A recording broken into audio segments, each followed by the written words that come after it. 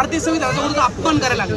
भारतीय संविधान सगळ्या धर्माचा संबंध ठेवतो, प्रत्येक धर्माचा। भारतामध्ये किती धर्म आहे तुम्हाला माहिती?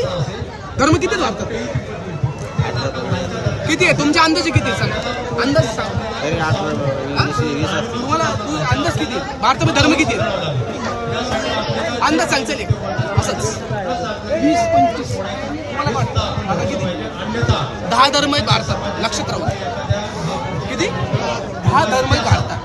त्या 10 धर्माला बाबासाहेबांनी एका पुस्तकात बांधून ठेवलं। एका पुस्तकात बाबासाहेबांनी 10 धर्माला बांधून ठेवले। म्हणजे विचार करा, 10 धर्म एवढ्या पुस्तकात बांधून ठेवले। नाहीतर आज प्रत्येक धर्म म्हणतो मी श्रेष्ठ आहे, प्रत्येक धर्म एकामेकाला माराय बसलाय।